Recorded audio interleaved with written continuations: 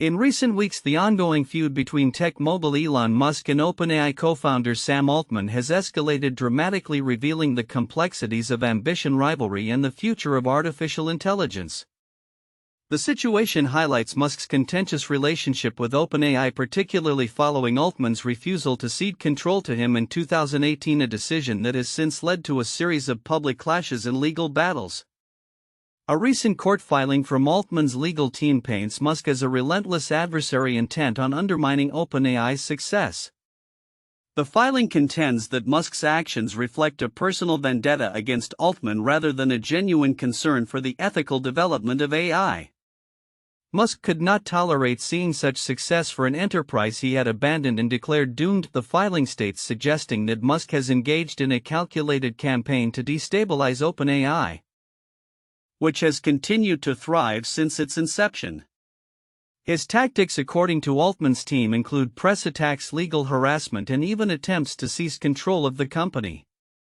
Musk's contentious relationship with OpenAI dates back to his departure from its board in 2018, a decision he attributed to conflicting interests between Tesla and OpenAI in recruiting talent. Since then, he has publicly criticized Altman's leadership and charged that the company has strayed from its original nonprofit mission by partnering with Microsoft. This has culminated in Musk filing lawsuits against OpenAI, the most recent of which was refiled in August 2024 after an initial withdrawal in June. His legal claims allege that OpenAI's executives deceived him into co-founding the company and have since acted against its original altruistic goals. Amid this backdrop, Musk's recent $97.4 billion bid to acquire OpenAI was met with swift rejection from Altman, who asserted the company is not for sale, neither is the mission. This rejection underscores the stark divergence in their visions for the future of AI and its role in society. Altman's commitment to maintaining OpenAI's independence contrasts sharply with Musk's apparent ambition to control the leading innovations in the field. The public discourse surrounding this feud has also revealed broader implications. Critics argue that Musk's motivations may be more about personal gain and less about the ethical stewardship of AI technology. As Altman's lawyers noted, Musk's actions could be seen as a ploy to shift the technological advantage in his favor rather than advancing the interests of humanity. This narrative has not escaped the attention of commentators who view Musk as a figure driven by a desire for admiration and validation. Klaus Mahr, a senior editor, harshly critiques Musk's public persona, suggesting that his need for affirmation overshadows genuine leadership and responsibility. Mahr points to Musk's reliance on social media to seek approval, emphasizing a troubling trend among influential figures who prioritize self-promotion over meaningful contributions to society. As the legal battle heats up, and with a trial date set for March 2026, the stakes are not just personal but also existential for the future of AI. The outcome of this feud could significantly impact the landscape of artificial intelligence and how it intersects with corporate interests, ethics, and public policy. Looking ahead, the rivalry between Musk and Altman may serve as a critical case study in the governance of emerging technologies. As artificial intelligence continues to evolve, the tension between innovation and ethical responsibility will likely remain at the forefront of public discourse. The unfolding drama between these two tech titans is not merely a corporate dispute. It reflects deeper societal questions about the direction of technology and its implications for humanity's future. In a tumultuous period of U.S. governance, the intertwining of ambitious cost-cutting measures spearheaded by tech mogul Elon Musk and the broader political landscape under former President Donald Trump has raised eyebrows and sparked controversy. The Department of Government Efficiency (DOGE), which Musk has helmed, initially promised to slash federal spending by a staggering $2 trillion. However, as his tenure approaches its end, the reality has proven far less dramatic, with savings now estimated at only $160 billion.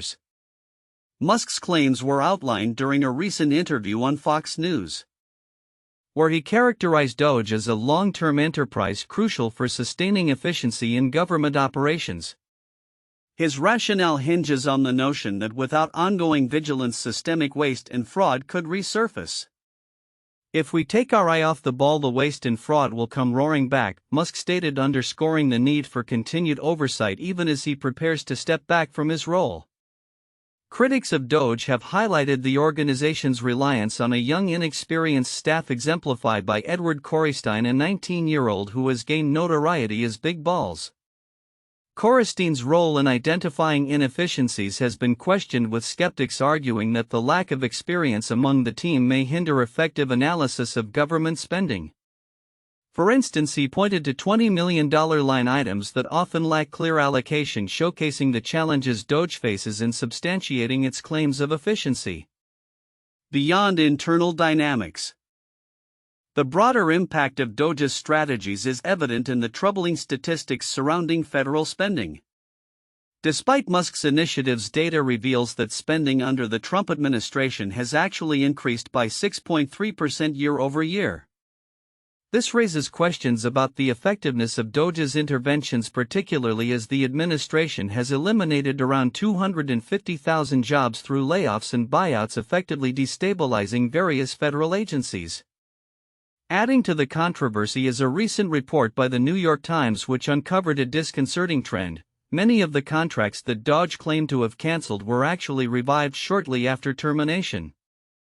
An analysis revealed that at least 44 contracts totaling over $220 million in supposed savings were reinstated by federal agencies, often within days of cancellation. This zombie contracts phenomenon highlights not only the inaccuracies in DOGE's reported savings but also the potential long-term implications for the efficiency initiatives Musk has championed. The issues have compounded as Musk's group struggles with data accuracy, with instances of double-counted savings and misreported figures emerging. For example, claims of canceled programs have included those that ended years ago, muddling the narrative of effective cost-cutting. This lack of transparency and accountability has fueled skepticism regarding the legitimacy of DOGE's purported achievements. As Musk prepares to pivot his focus back to Tesla, the future of DOGE remains uncertain. While he assures that the efforts to reduce waste will continue, the reality of government inefficiency and the complexities of bureaucratic processes suggest that substantial challenges lie ahead. The legislative landscape is also shifting, as seen in Missouri, where lawmakers are grappling with the implications of efficiency measures amidst a backdrop of political maneuvering. Looking forward, the efficacy of DOGE's initiatives will likely come under increased scrutiny as the public and political stakeholders demand clarity on actual savings and the sustainability of any reforms. The interplay between technology governance and accountability will be critical in shaping the next chapter of federal efficiency efforts, with Musk's influence likely to echo in both policy and public discourse for years to come. In a startling turn of events for Tesla, a Minnesota state employee has been arrested for allegedly vandalizing several of the company's vehicles, inflicting an estimated $20,000 in damages. This incident comes just weeks after Minnesota Governor Tim Walz publicly ridiculed Tesla's declining stock prices during a rally. The employee, identified as 33-year-old Dylan Brian Adams, was caught on surveillance footage keying multiple Tesla cars while walking his dog in Minneapolis, a claim corroborated by a local crime watch group. Adams, who serves as a fiscal policy analyst with the Minnesota Department of Human Services, is not a political appointee of the Walz administration. Despite the governor's comments regarding Tesla's stock drop, his spokesperson clarified that Adams is just one among over 40,000 state employees and his actions do not reflect the views of the administration. The incident has drawn significant media attention, particularly given the timing of Walz's remarks, in which he jokingly expressed his delight in watching Tesla's stock price slide to $225. Walz's comments were made at a rally in Wisconsin where he noted his amusement at the company's financial struggles. "I added Tesla to my stock app to give me a little boost during the day, $225 and dropping," he said, further adding that Tesla owners could remove the brand's logo if they wished. After backlash, Walz attempted to clarify his remarks, labeling them as a joke. Meanwhile, the wider context for Tesla remains troubling as the electric vehicle manufacturer grapples with declining sales and increasing competition, particularly in key markets like China. Recent reports indicate that Tesla's retail sales in China plummeted by 8.56% year-on-year in April, with a total of 28,731 vehicles sold domestically. This decline underscores a broader trend of shrinking market share, with Tesla's dominance in the US EV market dropping dramatically from 75% in early 2022 to just 43.5% by the first quarter of 2025. As Tesla faces mounting pressure from both domestic and international competitors, financial analysts are increasingly cautious about its future. While prominent investors like Cathie Wood of ARK Invest maintain bullish projections for Tesla's stock, predicting it could soar to $2,600 per share, many experts warn that the fundamentals supporting such optimism are weakening. A recent analysis highlighted that Tesla's gross margins have fallen significantly and its operating margins have deteriorated alongside a decline in revenue growth. Moreover, the company's ambitious projects such as autonomous vehicles and the much-touted humanoid robot have yet to materialize into profit-generating ventures. This uncertainty has led to a growing sentiment that Tesla's stock is overvalued, potentially setting the stage for a significant market correction. In summary, the alleged vandalism incident involving a state employee adds a layer of complexity to Tesla's already tumultuous landscape. As the company navigates declining sales, increased competition, and investor skepticism, all eyes will be on how it adapts to these challenges. The implications for both Tesla's public image and its financial health will likely unfold in the coming months, shaping the narrative of one of the most scrutinized companies in the world. In a remarkable demonstration of its operational prowess, SpaceX successfully launched 2 batches of Starlink satellites within a span of just over 6 hours, marking a significant milestone for the company's ambitious satellite Internet project. The dual launches took place on the evening of May 10 and the early hours of May 11, 2025, showcasing SpaceX's capability to rapidly deploy its satellite constellation from multiple launch sites. The first launch occurred at 5:19 p.m. Pacific Daylight Time from Vandenberg Space Force Base in California, where 26 satellites were sent into low Earth orbit aboard a Falcon 9 rocket. This mission marked the 14th flight for the particular booster, which has now completed 6 previous Starlink missions. Approximately 8.5 minutes post-liftoff, the booster successfully landed on the drone ship Of Course I Still Love You, stationed in the Pacific Ocean. Notably, this mission faced multiple delays prior to its successful liftoff, as reported by spaceflightnow.com. Shortly after, at 2:28 a.m. Eastern Daylight Time, SpaceX executed its second launch of the night from Cape Canaveral Space Force Station in Florida, deploying an additional 28 Starlink satellites. This mission utilized the same Falcon 9 first-stage booster, which has previously flown 11 times, including notable missions such as Crew 8 and several other Starlink deployments. As with the California launch, the booster landed on a drone ship, a shortfall of gravitas, in the Atlantic Ocean approximately 8 minutes after takeoff. These launches contributed to a remarkable year for SpaceX, with the latest mission marking the 40th orbital launch from the Space Coast in 2025 alone. This pace outstrips last year's total of 93 launches from the same facilities, demonstrating an increasing demand for SpaceX's launch services. In total, there have been 55 Falcon 9 launches across both California and Florida in 2025, and the Cape Canaveral site has now hosted 250 Falcon 9 launches since its inception. SpaceX's Starlink network, which currently consists of over 7,000 operational satellites, aims to provide high-speed internet connectivity to users around the globe, excluding the polar regions. This extensive satellite constellation has been instrumental in bridging the digital divide in many underserved areas, and its rapid expansion continues to attract attention.